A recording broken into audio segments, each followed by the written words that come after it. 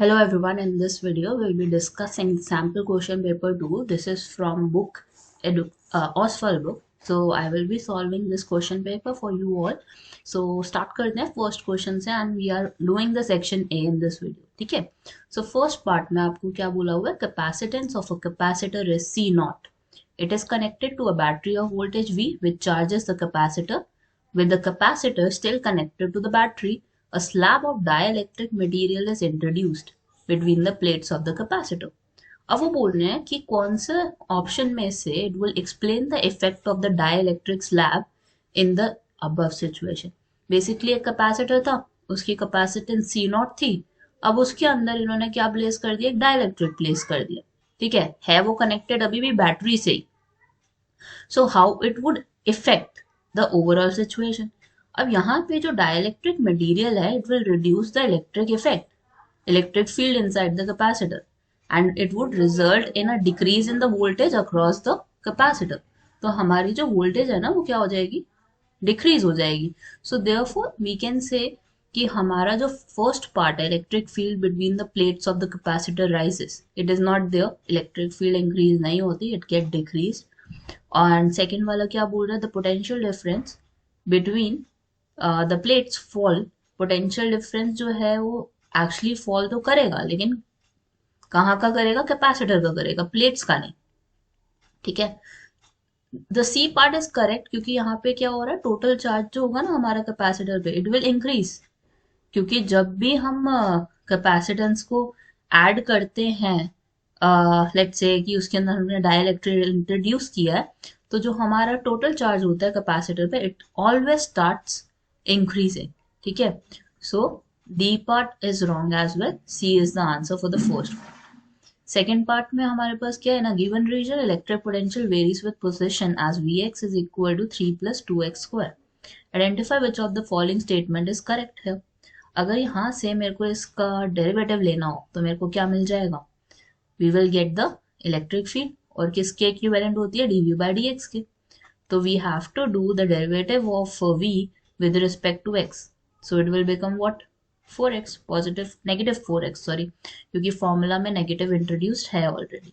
So you have the value as negative 4x. So here what we can understand is कि electric field कैसा होगा हमारा? Is non uniform along x axis. So therefore we can say the option D here is correct, क्योंकि non uniform होगा हमारा. Non uniform क्यों है? क्योंकि वैल्यू किस पे डिपेंड कर रही है? x पे, -4x पे. So it will change according to the values we will put. जैसे x की वैल्यू हमने सब्स्टिट्यूट की 1, so it will become -4. So it would be non uniform. x की वैल्यू 2 सब्स्टिट्यूट करते हो तो -8 आएगा. सो वैल्यू डिफर करेगी. In the third part it says photo electrons emitted from a metal have. तो अगर हमारे डिफरेंट मेटल्स एमिट आउट हो रहे हैं किसी भी मेटल में से, तो ऑब्वियसली उनकी जो स्पीड होगी ना, इट वुड डिफर. कभी 0 भी हो सकती है उनकी स्पीड, कभी उनकी स्पीड मैक्सिमम भी हो सकती है, मिड भी हो सकती है. सो इट वुड बी ए. और उनकी काइनेटिक एनर्जी कभी भी सेम नहीं होती, क्योंकि ऑब्वियसली स्पीड वेरी कर रही है तो काइनेटिक एनर्जी भी वेरी करेगी.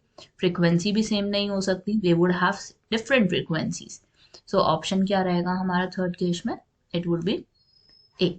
फोर्थ पार्ट, न्यूट्रॉन दिया हुआ है हमें, अल्फा पार्टिकल दिया हुआ है, and they are saying they are moving with the same kinetic energy under the effect of identical magnetic fields. What will be the ratio of the radii of their paths followed?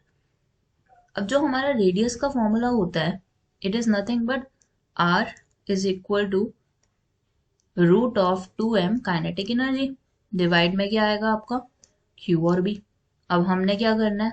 r of d निकालना है और r of alpha निकालना है. तो r और d और r of alpha को हम जब डिवाइड करेंगे तो what value we would get? सबसे पहले we would take R D की वैल्यू. आर डी हमारा किस पे डिपेंड कर रहा है? काइनेटिक एनर्जी तो सेम है ना दोनों की, तो वो कैंसिल हो जाएगी. दूसरी बात, हमारा Q और Q रहेगा, M रहेगा, 2 भी कैंसिल हो जाएगा क्योंकि दोनों के पास 2 है.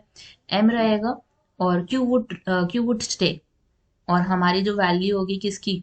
B की, वो भी हमारी सेम होगी. ठीक है, मैग्नेटिक फील्ड फोर्स भी हमारा सेम होगा.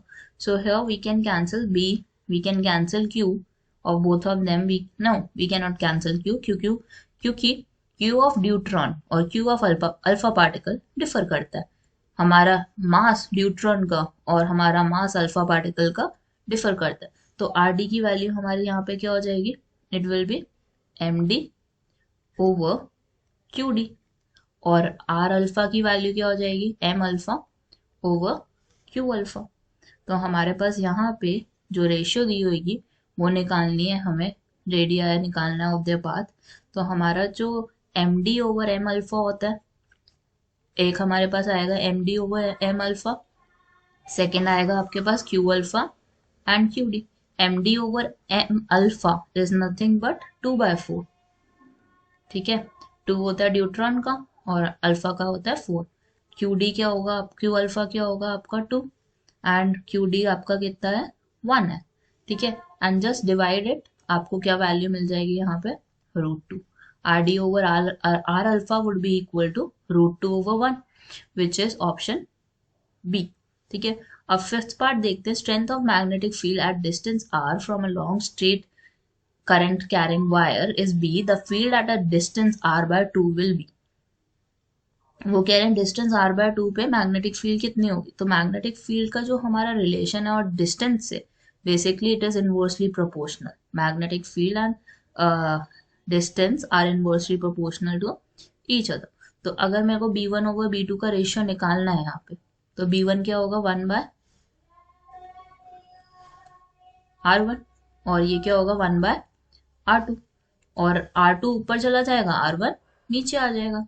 R2 की वैल्यू कितनी है, इन्होंने क्या बोला है r/2 है, और R1 कितना है r है, तो हमारे पास वैल्यू क्या आ जाएगी यहाँ पे 1/2 b1 ओवर b2। तो हमारा रिलेशन क्या बन के आएगा यहाँ पे, b2 would be equal to 2 twice of b1 and this is nothing but twice of b। तो हमारे पास ऑप्शन क्या आ जाएगा यहाँ पे, it would be the B part. 6th question में हमें बोला गया 2 blocks of different materials are placed in uniform magnetic field B। 2 different blocks हैं हमारे पास, ठीक है, दोनों डिफरेंट मटेरियल्स के बने हुए हैं, दोनों के आप देख सकते हो मैग्नेटिक फील्ड कैसे डिफर कर रही है।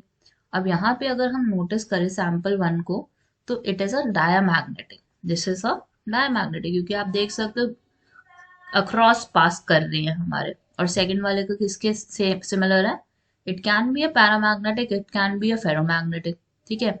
अगर हम नोटिस करें फर्स्ट वाले में, तो म्यू आर आपका क्या है, इट इज लेस देन 1, और हमारा magnetic susceptibility would be less than 0 in this case. और सेकंड की अगर कंपेयर करो तो mu R is greater than 1 and magnetic susceptibility would be greater than 0। So here I can understand हमारा option कौन सा बेस्ट रहेगा, it would be the D part according to the situation. तो आपको ध्यान रखना है कि डायामैग्नेटिक का कौन सा डायग्राम है, पैरामैग्नेटिक का कौन सा डायग्राम है। Then you have to make sure कि आपको पता हो कि मैग्नेटिक ससेप्टिबिलिटी उसकी कैसी होती है, रिलेटिव परमेबिलिटी कैसी होती है उसकी, ठीक है। Next we have is the 7th one, here you have a galvanometer and can be converted into a voltmeter by connecting a, हम कैसे convert कर सकते हैं, you can have a high value resistance and it must be connected in series। तो आपका क्या हो जाएगा, A part would be the answer। 8th part में आपको दिया हुआ each of the statements below are based on the properties of electron orbits in a hydrogen atom। Identify a statement that correctly satisfy the Bohr models of an atom। Here in this, we have to identify which statement that correctly satisfy the Bohr's model of an atom। So let's try to understand each of the fact given here। सबसे पहले तो आपको ये पता होना चाहिए कि जो एंगुलर मोमेंटम होता है हमारा, इट ऑलवेज रिमेन कांस्टेंट, और कैसी वैल्यू होती है उसकी हमेशा हमारी NH/2π, ठीक है। n क्या होता है हमारा इंटीग्रल मल्टीपल, यहाँ पे कोई भी वैल्यू हम सब्स्टिट्यूट कर सकते हैं। सो लेट्स से कि यहाँ पे आपने 6 सब्स्टिट्यूट कर दिया, so you would gate 6h/2π, और इसको अगर रिड्यूस करें तो हमारा आंसर क्या आ जाएगा 3h/π। So here what is your answer, it would B option A, that is angular momentum of the orbiting electron would be 3h/π, ठीक है। 3h/π आ जाएगा यहाँ पे हमारा रिलेशन में, ठीक है। क्यों आया, क्योंकि हमेशा हमें पता है h/2 पाई का इंटीग्रल मल्टीपल होता है and it remains constant as well, क्योंकि वो ऑर्बिट कर रहा है आसपास, so therefore it will remain constant for you. अब नाइन्थ वाले में हमारे पास है when an alternating voltage E is equal to E naught sin omega t is applied to a circuit, current flows through it, the average power dissipated would be। तो average power कैसे निकालते हैं हम यहाँ पे, it is P is equal to VRMS, P is equal to VRMS लिया जाता है, IRMS लिया जाता है and you have to multiply it with cos phi, और यहाँ पे phi कितना है, इट इज π/2। तो अगर cos π/2 की वैल्यू आपको पता है तो आप डायरेक्ट आंसर इसका लिख सकते हो 0। Don't do any kind of calculation, it would B 0, क्योंकि फाई यहाँ से मेरे को पता चल रहा है करंट से कि कितना है, इट इज π/2। तो therefore the whole answer will be 0, क्योंकि किसी को भी हम 0 से मल्टीप्लाई करते हैं तो it becomes 0। Which of the following relation indicates the speed of electromagnetic wave in free space. हमें क्या निकालना है, स्पीड निकालना है यहाँ पे। तो स्पीड का कौन सा फॉर्मूला है यहाँ पे, it is equal to, it can be A और इट कैन बी सी, क्योंकि हमारे पास speed of electromagnetic wave E naught over B naught भी होता है, this is one of the formula, और दूसरा फॉर्मूला है हमारा 1/μ0 एप्सिलॉन नॉट। ठीक है, तो इसलिए हमारा ऑप्शन कौन सा जाएगा इस केस में, D. Here in the 11th one it says there is a pair of concentric and coplanar conducting loops of R1 and R2, और R2 का रिलेशन ये दिया हुआ है इन्होंने हमें, R2 is equal to 0.01 R1। तो वो कह रहे हैं कि कौन सा pair out of this is correctly represented. तो हमें पता है कि म्यूचुअल इंडक्टेंस का जो फॉर्मूला है it is equal to μ0 pi R2 का square divided by twice of R1। अब R2 की वैल्यू है ना आपके पास, तो R2 की वैल्यू हम यहाँ पे सब्स्टिट्यूट करेंगे 0.01 R1 and take a square of whole the term. नीचे क्या है हमारा, ट्वाइस ऑफ R1 है। अब एक R1 से R1 तो कैंसिल हो जाएगा, और 0.01 को आपने क्या करना है, स्क्वायर करना है। और अगर आप नहीं भी करते still you would get your answer. एक R1 से हमारा एक R1 कैंसिल हो गया, तो आपको क्या मिल गया यहाँ पे, R1। ठीक है, और यहाँ पे what is missing here is twice is missing. तो आपको यहाँ से रिलेशन क्या मिल रहा है कि हमारा जो म्यूचुअल इंडक्टेंस होगा it would be directly proportional to what value, R1। बाकी तो सारे कांस्टेंट टर्म्स हैं, so it would be D part. ठीक है, सेकेंडली आपके पास क्या है, टोटल एनर्जी दी हुई है इलेक्ट्रॉन की, energy level is -1.51 electronvolt. The quantum number is, quantum number हमारा क्या होता है, n निकालने वाला, और हमें पता है En का फॉर्मूला क्या है, एनर्जी लेवल का फॉर्मूला क्या है, -13.6 over n square. So here in this case energy कितनी दी हुई है आपको, 1.51 is equal to -13.6 over n square. So after solving this what value you would get for n is 3। कैसे सॉल्व करना है ये भी बता देती हूँ, नहीं तो बच्चे बहुत कंफ्यूज हो जाते हैं। सो माइनस इज देयर 13.6 आएगा आपका, और -1.51 नीचे आ जाएगा, माइनस है यहाँ पे। सो डिवाइडिंग दीज टू, सबसे पहले हमें दिया हुआ है 13.6 and you have is 1.51, so this is approximately giving you 9।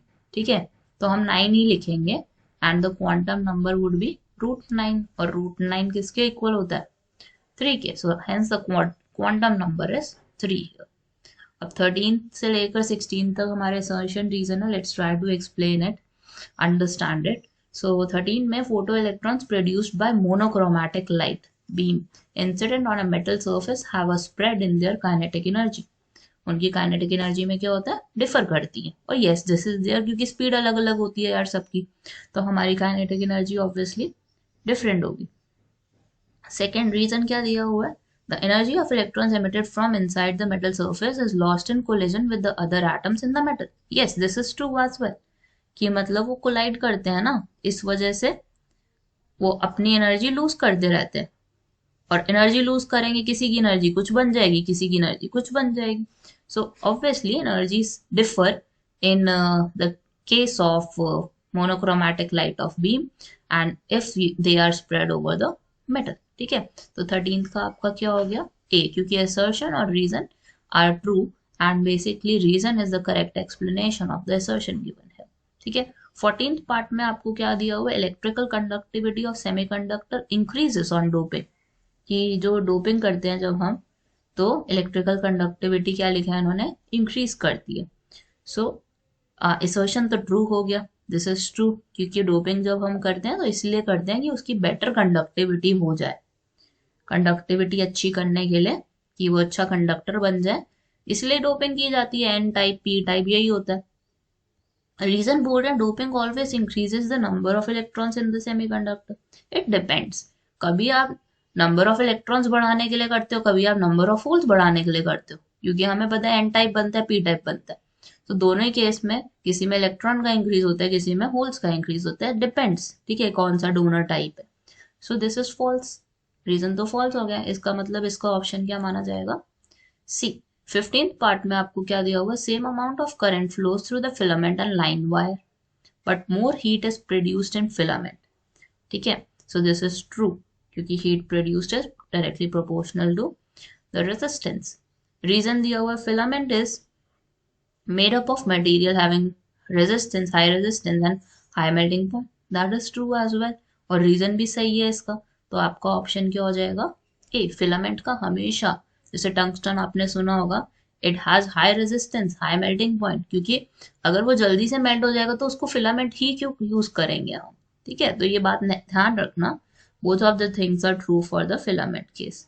ठीक है, अब आपके पास यहाँ पे दिया हुआ है 16th में that assertion is convex mirror cannot form real images and we know that it do, ठीक है, तो ये तो true, sorry this is false, no sorry this is true, ये तो ट्रू है कि वो कभी भी रियल इमेजेस फॉर्म नहीं कर सकता, it always forms a virtual image, sorry I got confuse किया, इसमें लिखा हुआ है can form, so this is true है। एंड रीजन क्या दिया हुआ है, convex mirror converges the parallel rays that are incident on it, so this is false, it do not actually meet, ठीक है, वो तो मीट ही नहीं करती ना, एक्सटेंशंस मानी जाती हैं वो तो हमारी, तो ये हो गया फॉल्स, तो ट्रू और फॉल्स का रिलेशन बना है, तो इसका मतलब क्या हो जाएगा हमारा, option C is the answer to it.